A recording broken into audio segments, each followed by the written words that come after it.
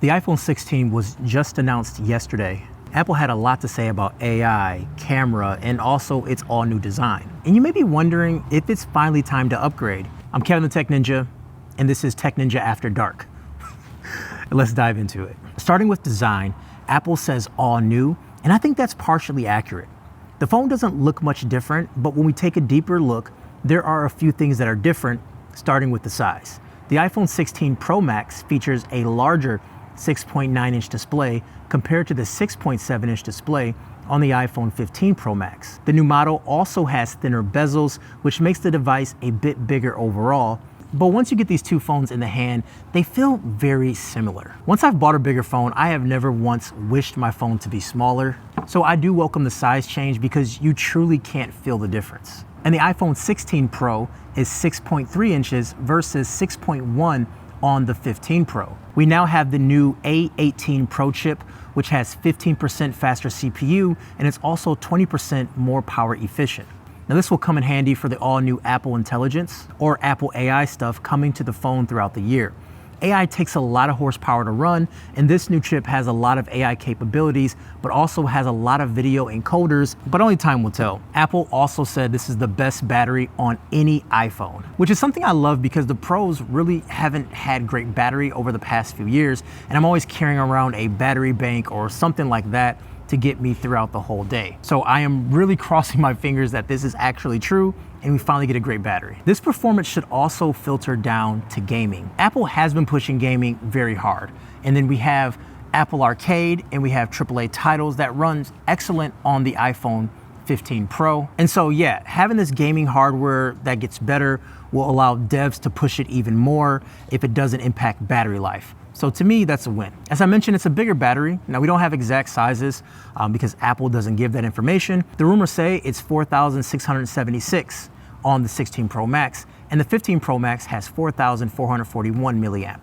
But once again, the new chip is also more efficient, which should also increase battery life. Keyword should. Okay, we are definitely losing some light, so let's hurry this thing up. The 16 series now has a new dedicated button for camera.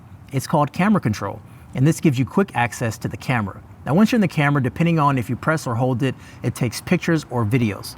Then if you double tap, it will take you to camera controls. Then you swipe between all the options. It's not an actual button, but it's like a MacBook trackpad. So you do feel the presses, but that's a little motor inside that's making you feel like you're pushing down on a button. It's actually really cool to feel. It will take some time to get adjusted to it as I kind of struggled with it a little bit, but I could see this being a powerful tool for the camera, and also other apps will have access to it as well. And I'll be excited to see some of these apps that I really love tapping into it. Of course, we have Apple Intelligence, and this phone is built from the ground up with AI in mind, and that's where this chip will come into play. Now, as far as I know, Apple AI or Apple Intelligence will be the exact same on both devices. But maybe it's a bit faster on the 16, but that is just a guess. So on the surface, we take a look at the camera system. We see that 15 Pro Max and the 16 Pro Max both feature a 48 megapixel main camera sensor. But there's more to the story because now we have what Apple calls the Fusion camera, which is faster and more efficient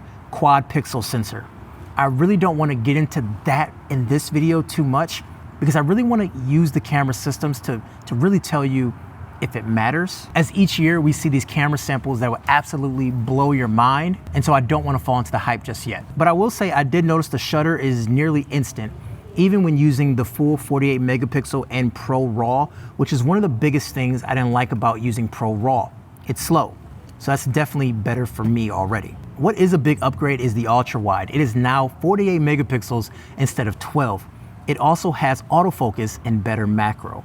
Now both the Pro and Pro Max now features the 5x telephoto camera. There's typically a drop off when you are using a Pro instead of the Max, and now they're pretty much the same outside of battery size. The last change in camera I wanted to mention is that the iPhone 16 Pro Max can record 4K 120 in Dolby Vision, which is the first on any smartphone. You can also slow down the footage after the fact when you record in 120 as well, which opens up the flexibility. The 15 Pro is capped at 60 frames per second at 4K, So now we have double the frames per second. Also, one thing not really mentioned, it's not a big deal, but it's kind of future-proofing the phone. The iPhone 16 now has Wi-Fi 7 capabilities compared to Wi-Fi 6. The new iPhone 16 Pro Max is available in 4 titanium finishes. We have black, white, natural, and desert titanium, with desert titanium replacing the blue titanium option from the iPhone 15 Pro Max. So here it is. These are the differences. I don't think year over year we're having a lot of change in technology because not many breakthroughs are actually happening. All the breakthroughs we are seeing is now going to be on the AI things, and now all the hardware is going to adjust for AI. But the capture button is something worth checking out if you use your phone as your main camera, or you're someone that uses the camera to make a lot of videos, or you're a content creator like me. You do have the Fusion camera system and better wide angle lens, which I think is pretty cool. So if you want the best possible camera on an iPhone, then yeah, you should definitely check out the iPhone 16 Pro. And I guess one of the cool things is that the Pro and Pro Max is pretty much the same phone, just the size is different. But beyond that, it is hard to recommend buying a 16 Pro if you have a 15 Pro. But of course, those are my thoughts. I want to know what yours are. Sound off down below. Kevin the Tech Ninja After Dark. Talk to you guys later. Peace.